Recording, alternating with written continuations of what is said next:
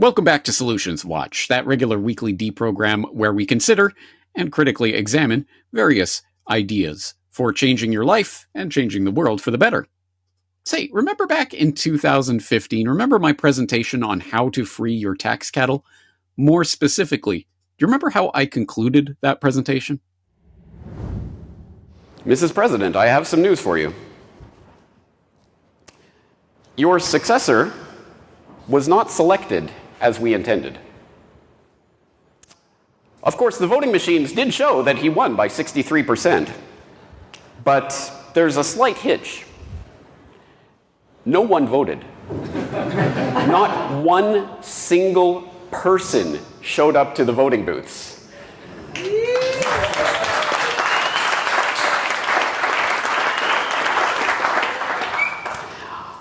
We still think we can pass that one off.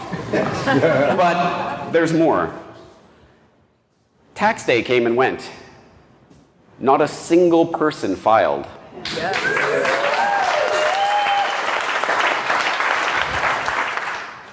We've passed as many arbitrary laws that we could think of to make people internalize their own enslavement, but they've stopped wearing their party hats to breakfast. They're driving blue cars in cities with the letter C in their name on Tuesdays, and many, many other flagrant and wanton violations of our edicts. It looks like you've lost, Mrs. President. We? We? Oh, I'm sorry. No, that's not the deal. You're the puppet. You're going to be slaughtered. As for me and my friends, well, I've decided to join the winning team. I am no longer going to be your slave master or anyone else's. Peace, love, anarchy. I'm out.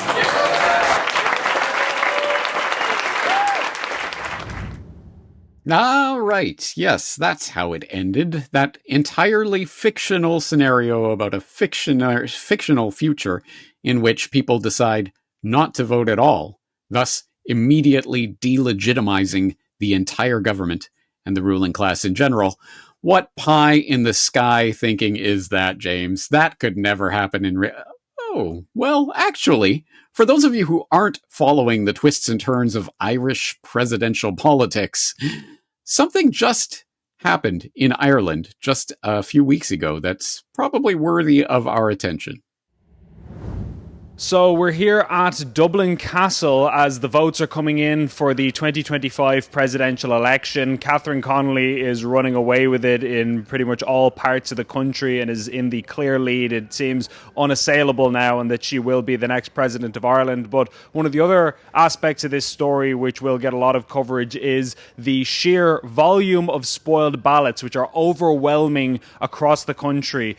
For context, the highest number of spoiled ballots there have ever been in an Irish presidential election was 4.4%, and that was back in 1945, so quite a long time ago. And currently we're seeing in Dublin West, the tallies are indicating 14% spoiled ballots. In Dublin Fingal East, it's 11% according to the tallies. In Dublin Midwest, it's looking at about 21%.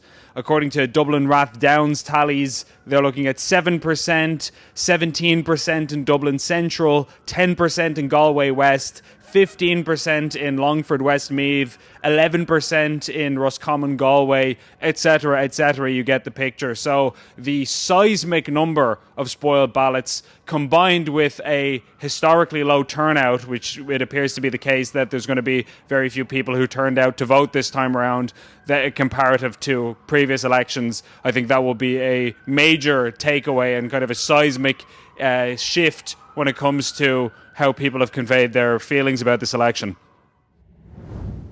Wait, did he say election or selection there at the end? Well, in any event, yeah, some interesting things are happening in Ireland. And I would like to give special thanks to a listener, Katie from Ireland, who wrote in to tell me about this development, because I certainly didn't hear it in the news over here in Japan. But Katie wrote, "Hi, James. I hope you're keeping well. I thought this recent news from Ireland might pique your interest. We just had our presidential elections, and unlike previous elections, There were only 2 candidates on the ticket, plus a third candidate who was on the ballot paper but pulled out of the race. To be nominated, candidates must obtain nominations from members of the Senate, Parliament, or multiple local councils. The established parties used their power to block anti-establishment candidates from being nominated, while 5 left-wing parties rallied behind one independent, who was the eventual victor. The rigged system blew up in their faces as people were livid over the lack of choice.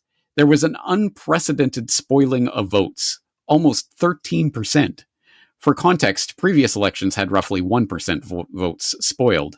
This appears to be a European record, if not a world record.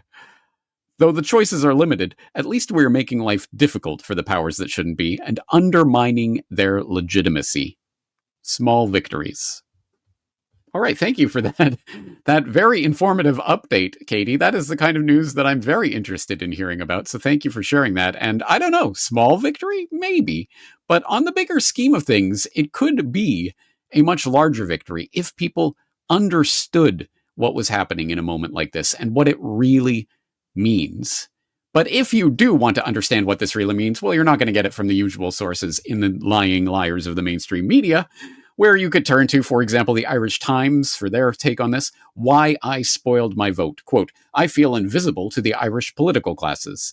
Absence of choice is the overwhelming motivation for those who responded to an Irish Times call out, an Irish Times survey.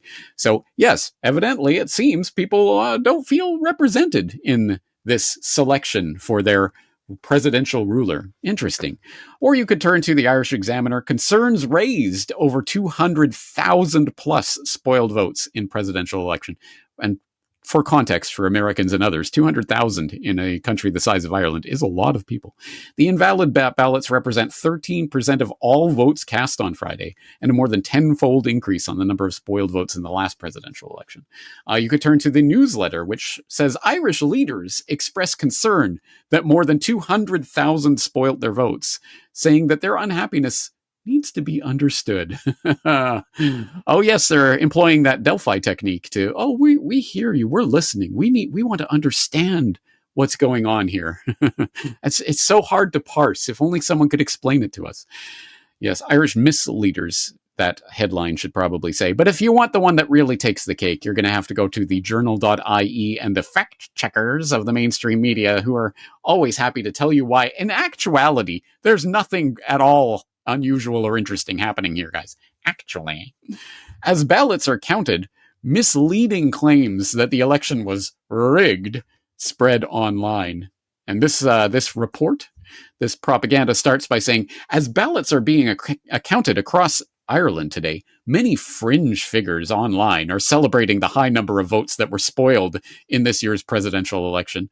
Some of those accounts are pointing to the number of spoiled votes combined with a low turnout as evidence that the election result is illegitimate.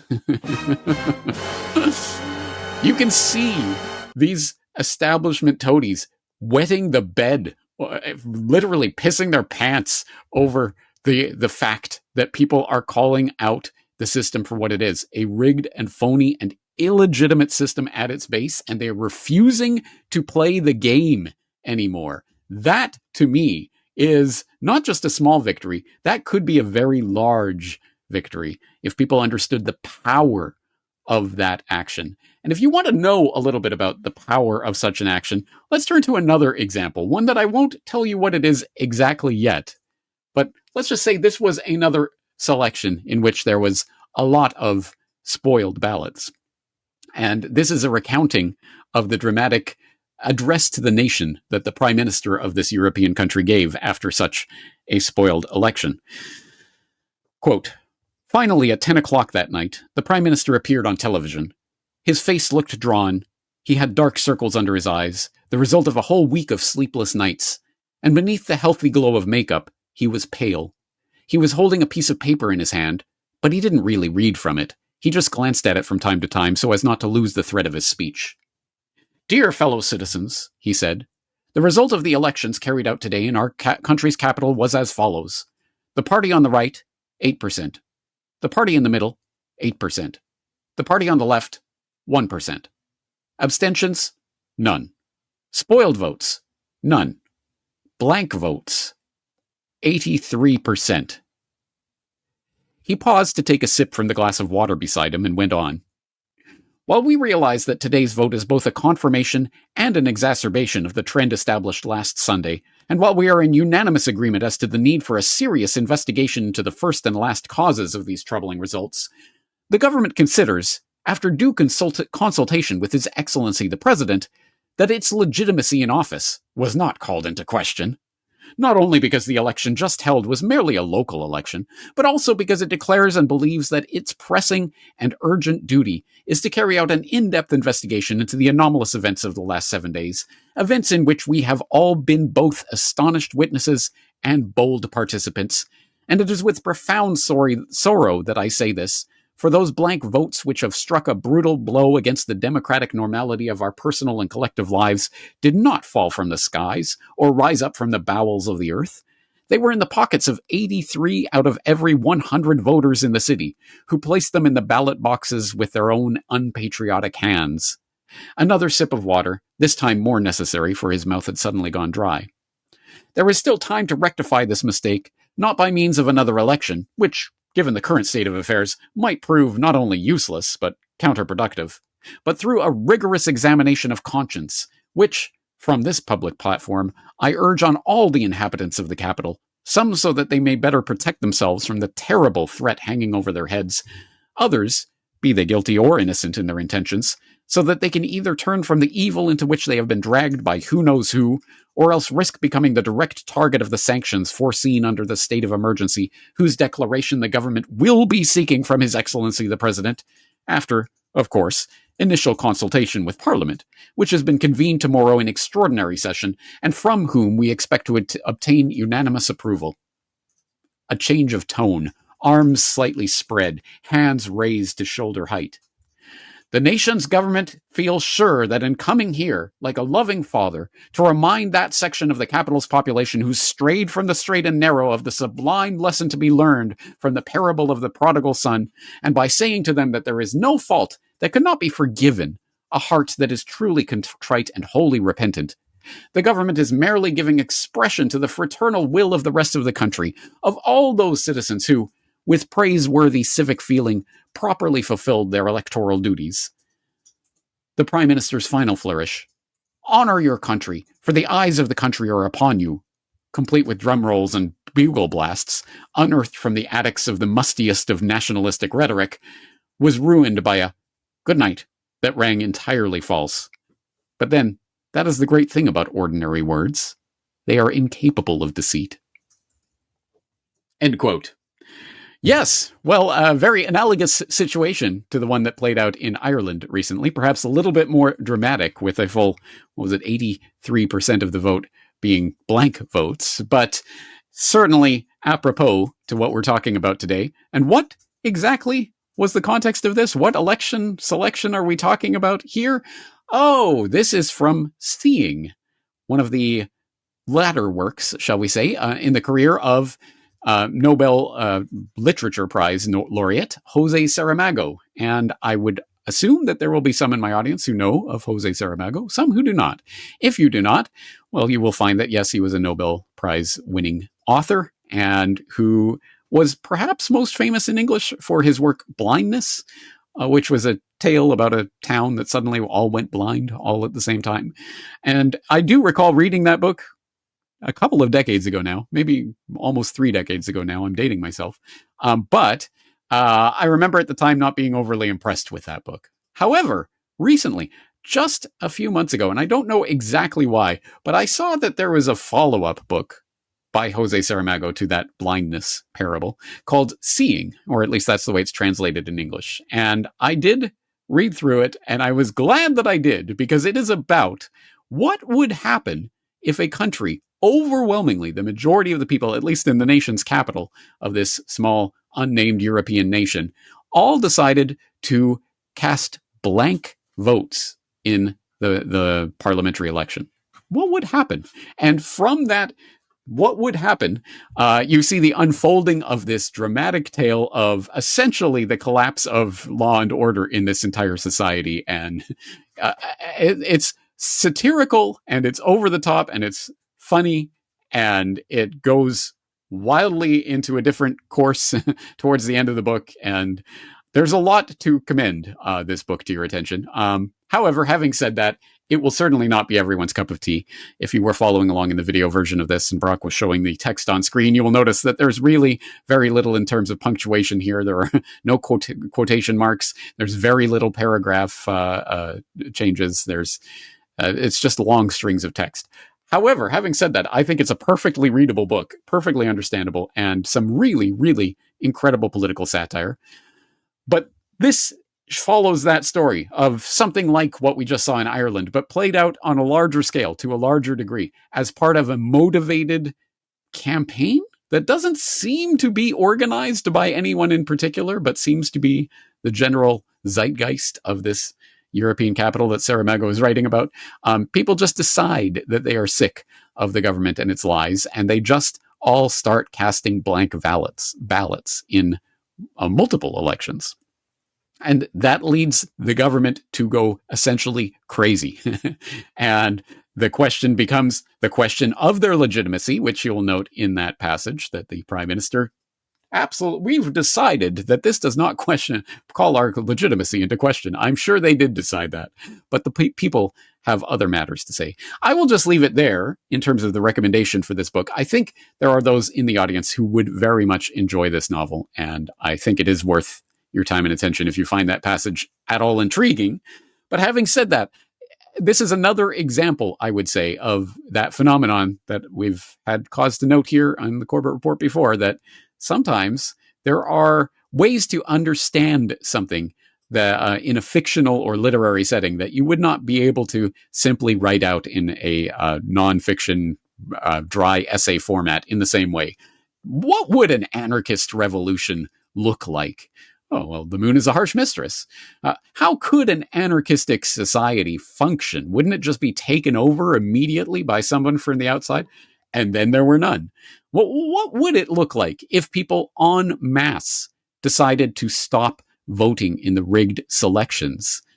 Seeing by Jose Saramago. So there are ways to understand these things that I think are a little bit more easily graspable when they're put in that literary form. But having said that, I hope you understand the point that is being made here and the point that I'm trying to underline today.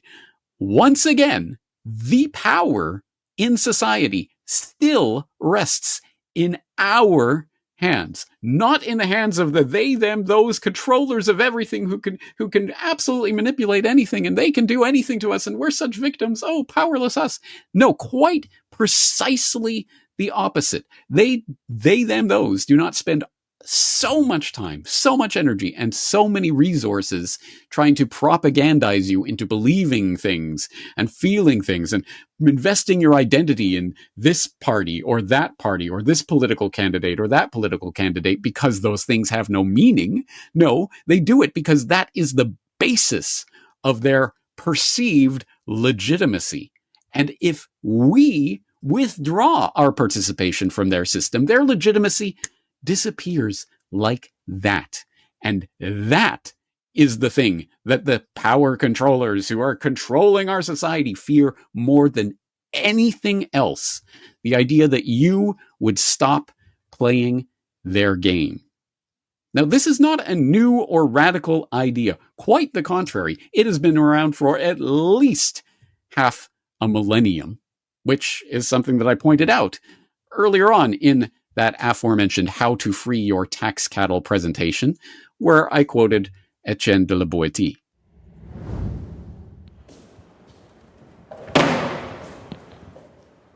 Mrs. President, sit down. We have a lot to discuss. I'm afraid there's been some setbacks recently.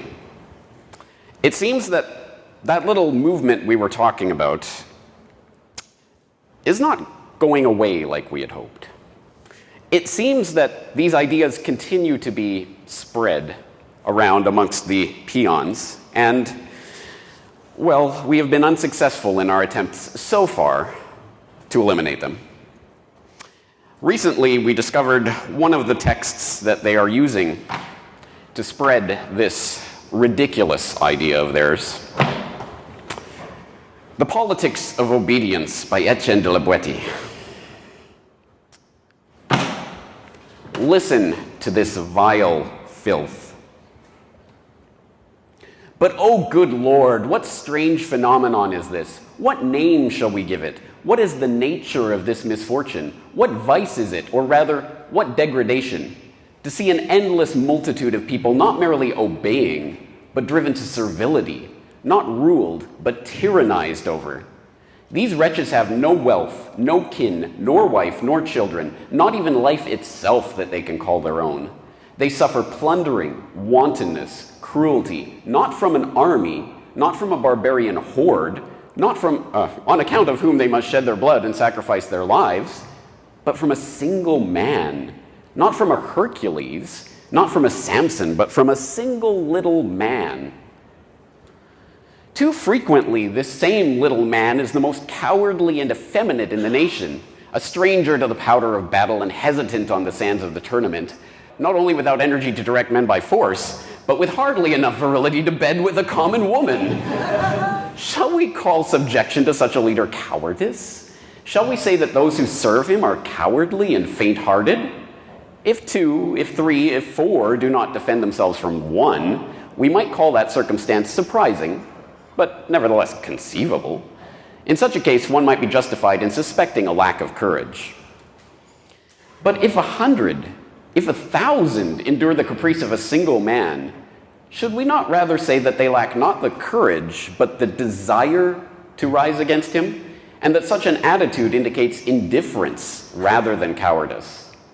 When not 100, not 1,000 men, but 100 provinces, 1,000 cities, 1,000,000 men refuse to assail a single man from whom the kindest treatment received is the infliction of serfdom and slavery, what shall we call that? Is it cowardice? Obviously, there is no need of fighting to overcome this single tyrant, for he is automatically defeated if the country refuses consent to its own enslavement. It is not necessary to deprive him of anything, but simply to give him nothing.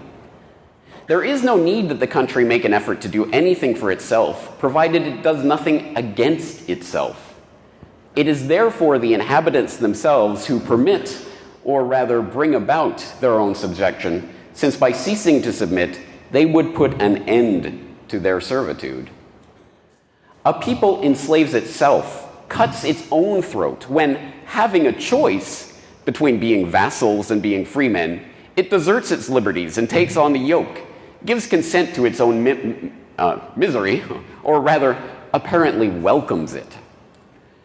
Everyone knows that the fire from a little spark increase and blaze ever higher as long as it finds wood to burn, yet without being quenched by water, but merely by finding no more fuel to feed on, it consumes itself, dies down, and is no longer aflame.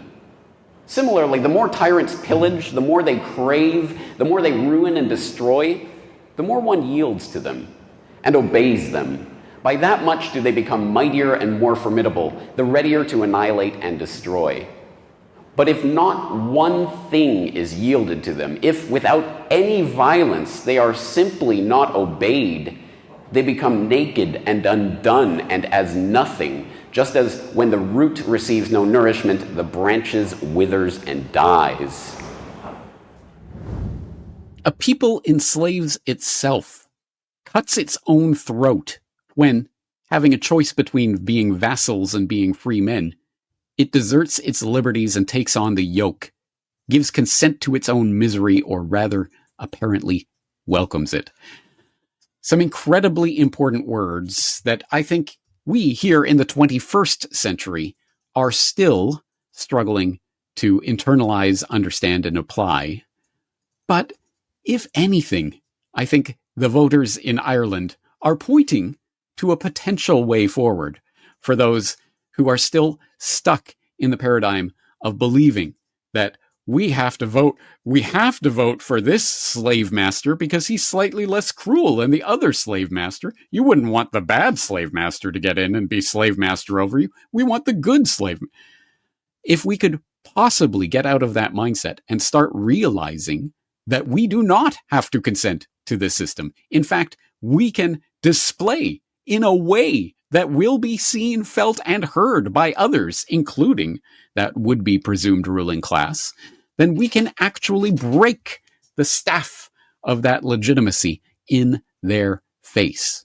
That is an incredibly powerful thing, and it should not be underestimated. So yes, perhaps this tiny, insignificant little protest vote in Ireland means nothing. It will be forgotten tomorrow and swept under the rug, and Irish politics and politics all around the world will continue as it has before. But what if ... And if we do not take that into consideration, if we do not actually start applying this, if we do not create a movement that will participate in this mass throwing in the face of these silly paper ballots into the face of the ruling class, if we do not participate in such a rebellion, what do we expect? Oh, we'll eventually vote our way to freedom. Just vote harder, guys. Man, 2028 is going to be the most important presidential selection of your life. Voting slaves, cast your ballot in the circular suggestion box. It's ridiculous on its face, and I hope that more people will start to understand the fundamental point that the legitimacy that the government has to rule over us is only that legitimacy which we give it. It has no power over a people who have declared their sovereignty and refused to participate in the system. So, having said that, the old anti-war cliche, what if they held a war and nobody came? Well, how about if they held an election and nobody came? That would be something. And I think the next best thing would be, okay, how about everybody came, but they all cast blank ballots or spoiled ballots? Wouldn't that send a message that might have a ripple effect? Anyway, I'm just putting this idea out into the ether. And I think, first of all, I just want to applaud the people of Ireland who decided to not participate in that rigged and phony system, throwing it in the face of the government and their actually fact-checker toadies. And I hope more people will take that example to heart. That's going to do it for today's very simple lesson. This is James Corbett of CorbettReport.com. Looking forward to talking to you again in the near future. Insane. Deranged. Crazy. The idea that would-be rulers would cynically use the lunatic cudgel against their political enemies is bad enough. But what if the reality is the complete opposite of what is commonly understood? What if the delusions of the dissidents are in fact real? What if their inability to fit in is not a sign that they are sick, but the society they are protesting against is sick? In Descent into Madness, you will learn about the dark history and the disturbing present of political psychopathy. Descent into Madness. Watch the documentary for free at CorbettReport.com/madness, or continue your education with the free psychology course at opensourceeducation.online.